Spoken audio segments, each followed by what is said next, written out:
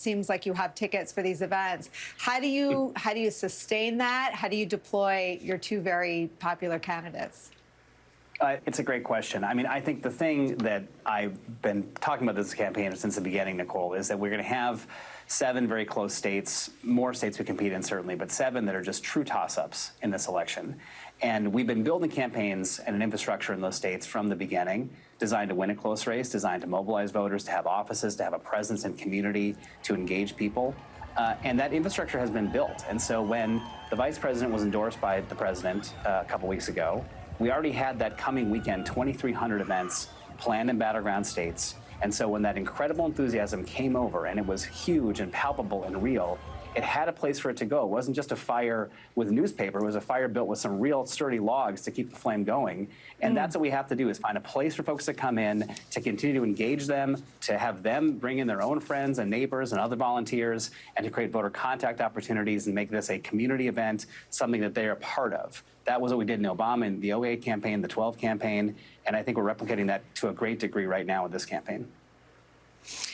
I want to talk to you about Pennsylvania, because I feel like something that people get wrong in the analysis, even the most generous analysis of the addition of Governor Walz to the ticket, is that you would have just stationed Josh Shapiro in his home state if he'd been tapped. He, too, would have been barnstorming the country. And I wonder if you could sort of articulate how someone in your job deploys your candidate and your vice president. I mean, my understanding, and I haven't done this for 20 years, but it's like you know the county you go into, how many people you need to reach, how many people you need to motivate, how many people you need to persuade, how many people you need to convert. Just talk about how targeted this effort will be, not just in Pennsylvania, but across those 7 states.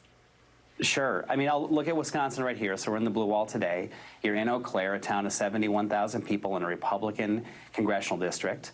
Western Wisconsin, it's more rural than urban, obviously. But 12,000 people are out there today to watch Kamala Harris and Tim Walz have that positive vision that David Plouffe mentioned. And it really is a joyful campaign that does get tough and have contrast where we need to and establish the stakes. But you can run a political campaign that does find joy and connection with people. But it is to your point, Nicole, it has to be targeted. We have to go to the states that we know are on the pathway to 270. Obviously, Michigan and Wisconsin, and of course, Pennsylvania, as you mentioned, very important, but also Georgia, North Carolina, and Arizona and Nevada. And within all those states, there are different issues that matter locally. And the teams we built on the ground, more than 260 offices in all those states, more than 1,400 staff in all those states. There's the principal travel that you're seeing right now, which is obviously where a lot of the spotlight goes. But with all those events I mentioned earlier, with surrogates, with local validators, with just neighbors and volunteers doing voter contact, you have a presence everywhere you need to, and you can establish messages and community events that are focused and authentic to the kind of conversation happening in those communities. The youth vote was, for my old party, sort of a mirage. It's a really real thing for your party. So the plan of exciting them and motivating it is probably 40%, and then turning them out to vote, making sure if they're going off to college, they're registered, and they're able to do that, probably the other 60%. And correct me if I have any of that wrong. But this seems like explosive, really almost historic. I'm sure you're looking back at 08 for the right comparisons of excitement in a part of the vote that you can't manufacture. I mean, the youth vote is either there for you or it's really, really hard. And it is clearly there for Vice President Harris and for Governor Walz. Tell me the plan, and tell me how much attention and focus is on turning them out as voters.